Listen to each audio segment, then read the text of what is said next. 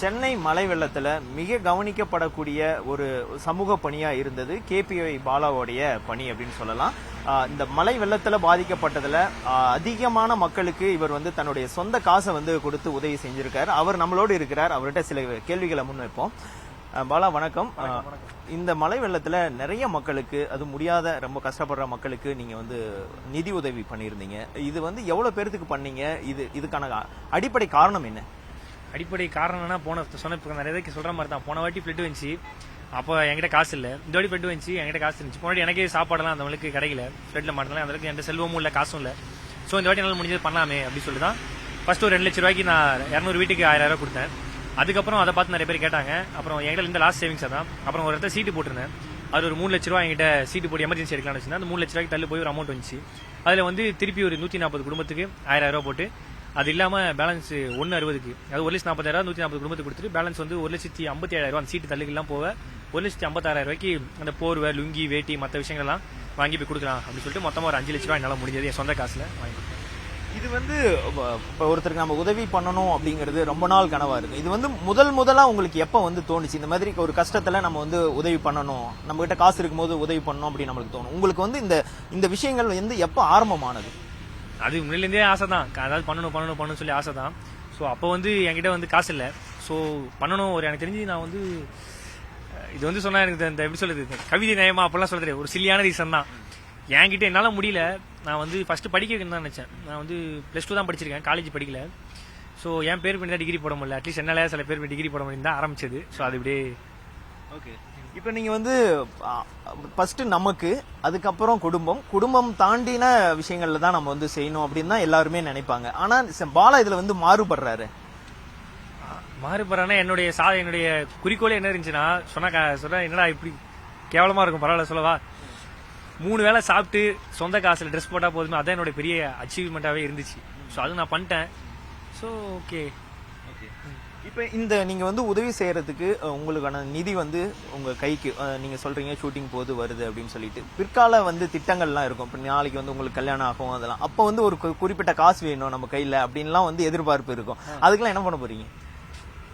புரியல. கல்யாணத்துக்கா பிரதர்? இன்னும் நிறைய குடும்பம், குழந்தைக்கு டைப்பர் வாங்கணும், நிறைய இருக்கு. நீங்க சொல்றது கரெக்ட் தான். பட் அதெல்லாம் இப்ப இல்ல, பொறுமையா டைம் இருக்குது, பொறுமையா பண்ணிக்கலாம். அதெல்லாம் இப்பெல்லாம் இல்ல, இன்னும் நிறைய வேலைகள் இருக்கு, நிறைய விஷயங்கள் பண்ணணும், நிறைய இருக்கு. அதுக்கப்புறம் தான் அதெல்லாம் புரிஞ்சுக்கிட்டு ஒரு பொண்ணு வந்தா ஓகே தான். ஆனா இப்ப கிடையாது, ரொம்ப நாள் ஆகும், ரொம்ப வருஷம் ஆகும்.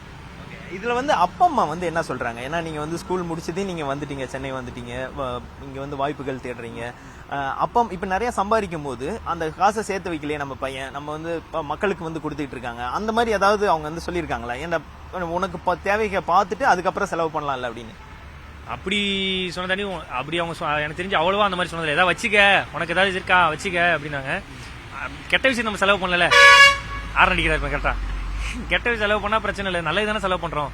சொன்னாங்க வீட்டுல ஒண்ணுமே சொல்ல, ஓகே பையன் ஊதாரியா செலவு பண்றான், ஓகே ஏதாவது முடிஞ்சா செலவு பண்றான், ஸோ அதான் பண்ணிட்டோம், பிரச்சனை இல்லை, உடம்பு மட்டும் பாத்துக்கன்னு சொல்லுவாங்க. அப்பா அம்மா இப்படி சொல்றாங்க. அதே மாதிரி கூட இருக்க நண்பர்கள், கூட வேலை செய்றீங்க, அதாவது நடிக்கிற எல்லாரும் நண்பர்கள், புகழ் மாதிரியான நண்பர்கள்லாம் இருப்பாங்க. அவங்க எல்லாம் வந்து உங்களுடைய வேலையை பார்த்துட்டு என்ன சொன்னாங்க? இதெல்லாம் பார்த்துட்டு எப்படி சொல்லுவாங்க? எல்லாருமே ஓகே சூப்பரா, நல்ல விஷயம்டா, பண்றியாடா, ஓகேடா பண்றா, அவ்வளவுதான். எல்லாருமே என்கரேஜ் தான். ஓகே. இப்ப நீங்க வந்து சென்னை 2015 ஒரு வெள்ளம் வந்துச்சு இல்ல? நீங்க கூட சொன்னீங்க முன்னாடி, நான் வந்து அப்ப என்னால முடியல, இப்ப பண்றேன் அப்படின்னு சொல்லிட்டு. சென்னை ஏதாவது மாற்றம் இருக்குன்னு நினைக்கிறீங்களா? அப்படியே தான் இருக்கு? அப்ப வந்த வெள்ளம், இப்ப வந்த வெள்ளம், ஏன்னா நீங்க அந்த பகுதியில போய் பார்த்துருக்கீங்க, எப்படி இருக்கு அது? சென்னையில மாற்றம் வந்து நானே ஒரு மாற்றம் தான். ஒன்னும் இல்லாம இருந்தேன், இப்ப 2023 இவ்வளவு ஆயிருக்கு. அது காரணமே சென்னை தான். சோ அது காரணமா அந்த சென்னையை என்னால முடிஞ்சு நான் அதை பண்ணும்ல, சோ அதனாலதான் நான் பண்றேன். சோ இதுக்கப்புறம் நிறைய பண்ணணும்னு நினைக்கிறேன். அந்த நீங்க போய் கொடுத்தீங்க, நேராவே போனீங்க. சில பேர் வந்து நண்பர்கள்ட்ட கொடுக்க சொல்லிடுவாங்க, ஆனா நீங்க ஒவ்வொரு இடத்துக்கும் போய் வந்து கொடுத்தீங்க. அந்த மக்களுடைய மனநிலை எப்படி இருந்துச்சு அந்த நாள்? அந்த தண்ணி வந்து சூழ்ந்து வீட்டுலாம் ஃபுல்லா நிக்குது, அந்த நாள் வந்து எப்படி இருந்துச்சு? ஒரு துணி இருக்காது, அவங்க அடிப்படை தேவை இருக்க, நீங்க காசு கூட கொடுத்தீங்க, அடுத்தது வந்து பொருளா கொடுத்தீங்க, நிவாரண பொருட்களா கொடுத்தீங்க. அப்ப அவங்களுடைய மனநிலை என்னவா இருந்தது? அதான் நான் போகும்போதே ப்ரோ, அது வந்து ஒரு ஏரியா போயிருந்தோம். போகும்போது பார்த்தா ஒரு வலையில ஏதோ இப்படி ஆடினே இருந்துச்சு. வலையில நான் சொல்றது, நான் லேட்டா போயிட்டேன், வேற ஒரு இடம் போயிட்டு போறது லேட் ஆயிடுச்சு. ஒரு 6:45 மணிக்கிட்ட போறேன், வலையில ஏதோ ஆடினே இருந்துச்சு. பார்த்தா பாம்பு.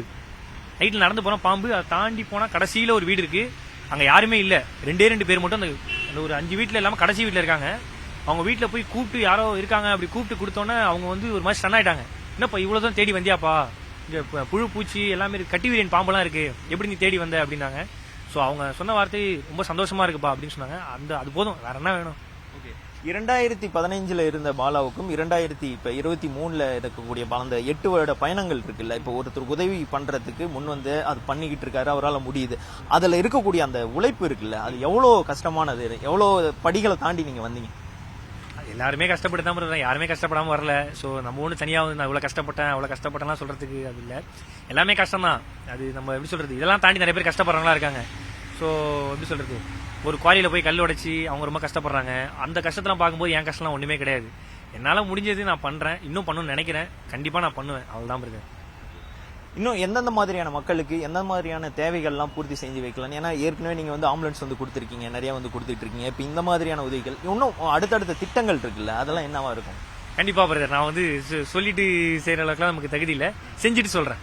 ஓகே, இதுல கடைசி கேள்வியா ஒன்று வைக்கிறேன். இப்ப நீங்க வந்து தனிப்பட்ட பாலாவா இருந்து ஒரு உதவி செய்யறதுக்கும் ஒரு மக்கள் பிரதிநிதியா, ஒரு தேர்ந்தெடுக்கப்பட்ட பிரதிநிதியா இருந்து செய்யறதுக்கும் நிறைய வித்தியாசங்கள் இருக்கு, நிறைய செய்ய முடியும். அந்த மாதிரி ஏதாவது திட்டம் இருக்கா? அல்ல நீங்க வந்து கேள்வி ஒரு திட்டமா இருக்குது, என்ன கேள்வி தெளிவா சொல்லுங்க.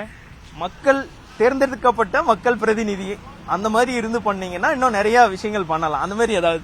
அந்த அளவுக்குலாம் எனக்கு தகுதியே இல்லை. அதாவது நான் கொஞ்ச நேரத்துக்கு முன்னாடி சொன்னேன்னா, இப்போதான் இன்ஸ்டாகிராம் ப்ளூ டிக் வரைக்குமே வந்துக்கிறேன். பாலிடிக்ஸ்லாம் நமக்கு வந்து அந்த அளவுக்கு தகுதியும் கிடையாது, அந்த அளவுக்கு எப்படி சொல்றது, நமக்கு நம்ம ரேஞ்சு அந்த அளவுக்குலாம் பெரிய ஆளெல்லாம் நம்ம கிடையாது. நம்ம சாதாரண ஆளு.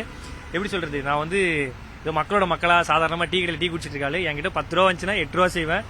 எனக்கு உதவி மட்டும் தான் முக்கியம், பதவி அளவுக்குலாம் நம்ம பெரிய ஆள் கிடையாது. ஓகே, உதவி செய்யற ஆள் தான் பெரிய ஆள், பதவி இருக்கலாம், அதெல்லாம் அதுக்கெல்லாம் நிறைய தகுதி வேணும். அது எனக்கு இல்லை. நான் கண்டிப்பா அப்படியே என்னால இருக்கிறத சிறுக நான் பண்ணிக்கிட்டே இருப்பேன், அவ்வளவுதான். கையில அடிபட்டு இருக்கு, இது வந்து அதான் பிரதர், எங்க அம்மா வந்து பாத்துனாங்க.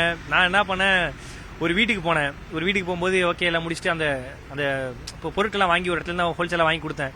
அவர் கணக்கு முடிக்கலாம்னு சொல்லி 2 நாள் முடி போனேன் அவர் வீட்டுக்கு. அவர் வீட்டுக்கு போய் காலிங் பெல்ல தட்டிட்டு இப்படி கதவுல கை வச்சேன் பாருங்க, டபால்னு அடிச்சிட்டாப்ல.